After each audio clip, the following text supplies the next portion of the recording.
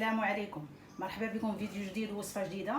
كنتمنى تلقاكم على خير وبخير بصحه جيده. الفيديو ديال اليوم غنديروا فيه جوج ديال الوصفات بهاد المكونات اللي كتشوفوا قدامكم. اذا هنا المكونات الرئيسيه عندي الدنجال وعندي فلفله خضراء، عندي مطيشه والثوم. اذا غنبداو بالوصفه الاولى.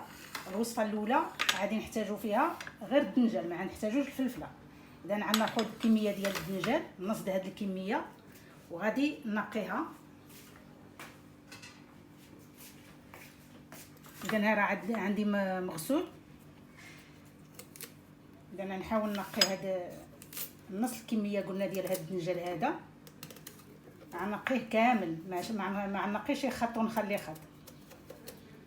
ولا بغيتو تنقيو جهه وتخليو جهه بحال اللي كنديروا بعض المرات ديروها بحال هكا. انا نوريكم هكذا. بعض المرات كنقيو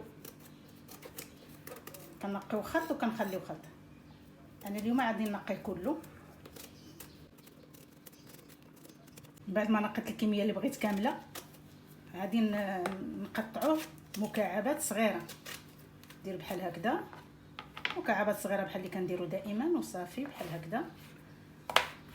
وهاد الطرق بجوج ديال الدنجال اليوم كيجيو لذيذين وزوينين ودغيا كيوجدوا. هانتوما عاد تشوفوا فرمشه عين كيوجدوا، ما ياخذوش منكم الوقت نهائيا، وكيجيو لذيذين وزوينين حتى في المنظر.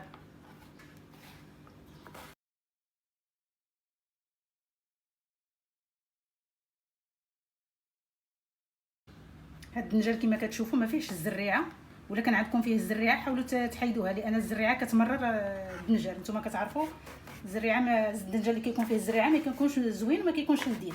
حاولوا تشوفوا الدنجال ما يكونش فيه الزريعه، والا طاح فيكم هذا الدنجال بالزريعه حاولوا تحيدوا منها، ما تخليوهاش.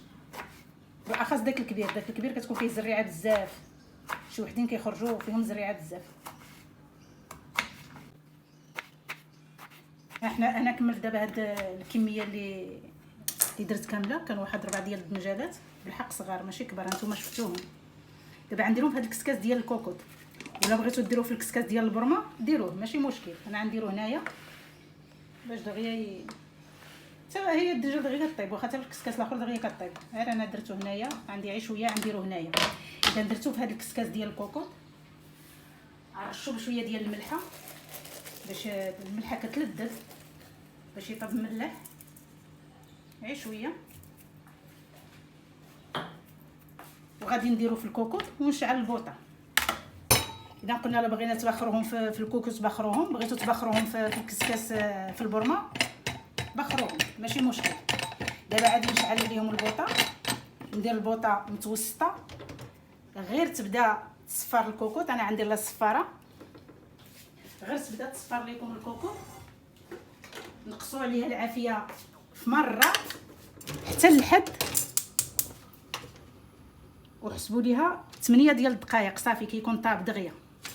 اذا دابا هي البوطه عندي عافيه متوسطه، غادي نتسنى الصفاره حتى تدور.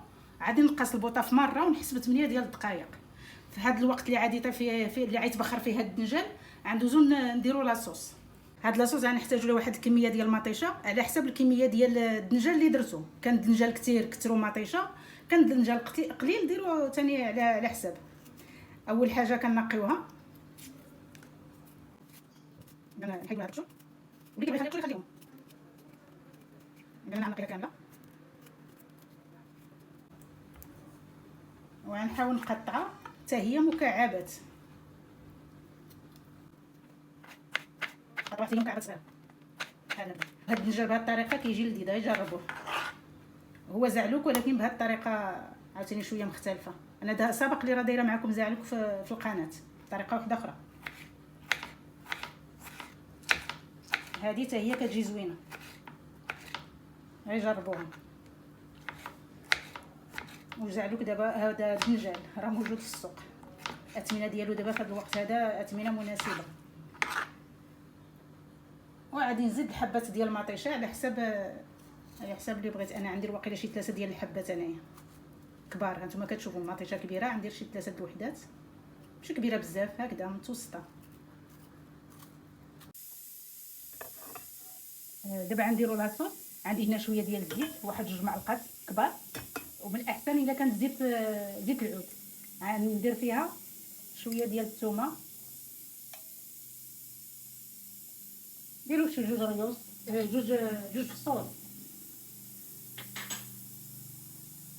ولا كانوا كبار ديروا عي واحد. غنخليو هاد الثومه حتى تقلى واحد شويه. ها هي الثومه تقلات واحد شويه، غير بحال هكذا، خليوها تتحرق. غنضيف عليها هاد المطيشه هادو اللي قطعناها مكعبات صغيره مشلضه بحال المشلضه. صافي غنخلط البوطه باش ندير العطريه على خاطري، وندير دابا العطريه. بالنسبه للعطريه قلنا غادي ندير شويه ديال الملحه، والملحه ما تكثروش لان الدنجر راه عندنا مملح، غير شويه. غندير شويه ديال التحميره ولا البابريكا، وشويه ديال الكمون هكذا، وشويه ديال الهريسه اللي كيعجبو الحار. انا عندي غير شويه، ما عنديش مع الحار، ندير غير هاد شويه. نتوما اللي ديروا الحر على قد ما بغيتو نتوما. وصافي كنتسناو عليها نشحروها. وقصبر المعدنوس راه نسيتو، ها هو.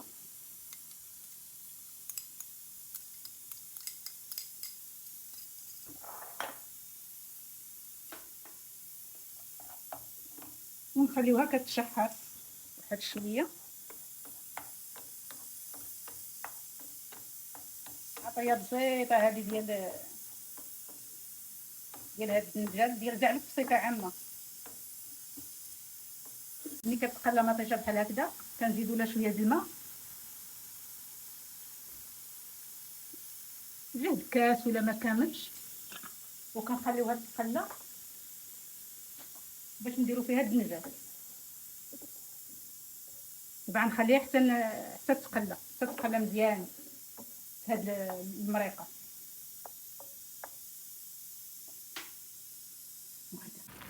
هي مطيشه غلات بحال هكذا، غندير عليها هاد الدنجال. هاد الدنجال درنا له 8 دقائق، انا راه كندير له 10 دقائق بوطه منقوصه. راه عندي زعلوك في القناه، شوفوه راه زوين. اذا قلت كنديروه هكا باش ما عاديش نمعسو، غنخليه هكا صحيح هكذا بالطريفات. صافي دابا كنقاس عليه البوطه ونخليه يتقلى على خاطر خواطر. بالنسبه للكوكوط ولا المقله ديال الالومنيوم، اذا فورتو فيها ديروا في البرمه ولا في الكوكوط واحد طريفات ديال الحامض ولا ديال قشور الحامض باش ما تكحلش ليكم، حيت ملي كتفوروا فيها كيكون فيها الماء كيطيب كتولي كحله تعذبكم في الحكان. ديروا فيها طريف ديال الحامض ولا قشور الحامض، اذا كان غير القشور ديال الحامض ديروا. صافي دابا غنخليها تقلى مزيان. ها هي دابا تقلات وصبحت واجده للتقديم. اذا غنطفي عليها وحتى نشوفوها في طبق التقديم. بالنسبه للوصفه الثانيه، داك الدنجال اللي كان بقى ليا قطعته على هذا الشكل هذا طويل. قطعته طويل على هذا الشكل هذا لان الدنجاله كانت عندي صغيره. نتوما الا كان عندكم دنجال كبير قطعوه دوائر، اولا قسموا الدنجاله على جوج وديروها هكذا طويله. غير هي المهم القطعه خصها تكون غليظه شويه، ما تقطعوش رقيق. انا راه درت له شويه د الملحه، ما بانتش في التصوير. اذا نديروا له شويه د الملحه وغنديوه نقليوه. الزيت هي عندي سخونه عافيه متوسطه، وعادي ديروا الدنجال يتقلى.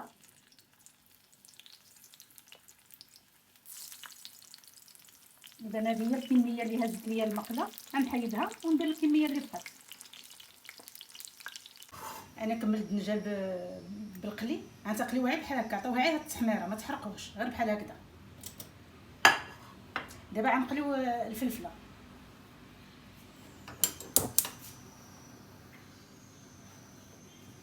غندير هاد 3 ديال الفلفلات.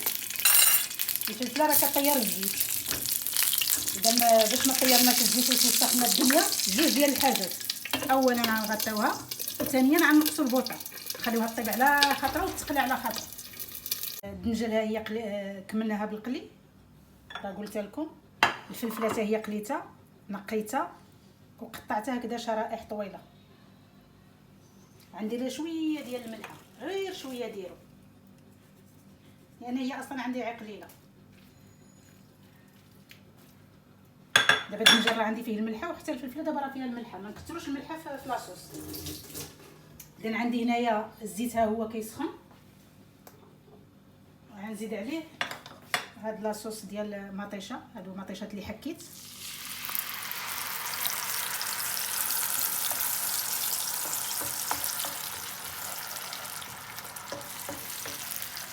بالنسبه للكميه اللي عندي هاد مطيشه بركه غنديرهاش كلها.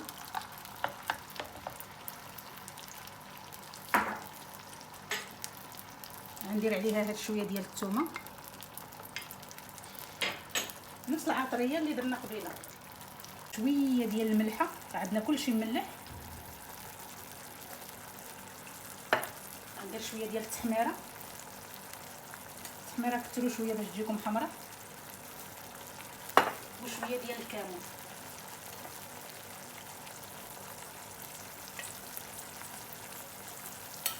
وغنديروا شويه ديال القزبر والمعدنوس.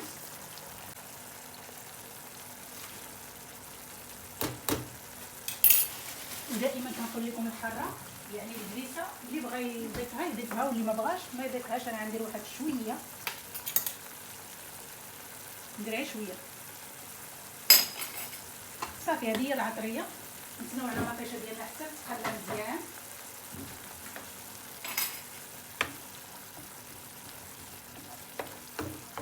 نخليوها تقلى.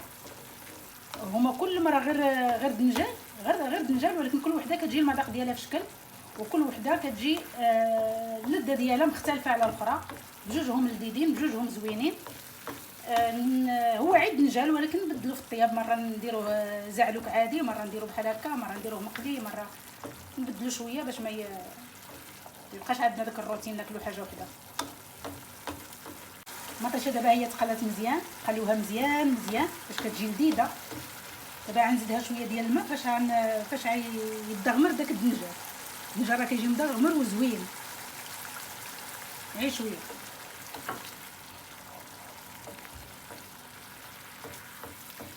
صافي كنخليو عليها هاد الماء حتى كتغلى وكتقلى واحد شويه فيها هاد لاصوص ديال المطيشه.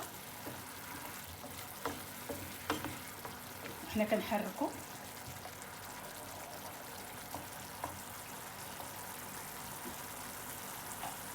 دابا غنقص البوطه باش نبدا نحط الدنجال.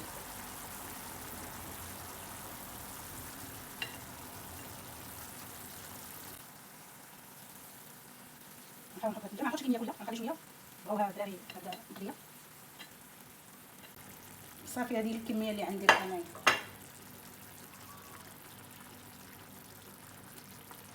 غنزيد عليها هذه الفلفله، ولا ما بغيتوش تقليوها هكذا في المقله ديروهم في الفران، راه كيجيو بحال مقليين حتى هما. غير هكذا بغيت هاد النسمه ديال القلي. كيجي المذاق ديالها رائع مع الفلفله عاوتاني، كتجي زوينه.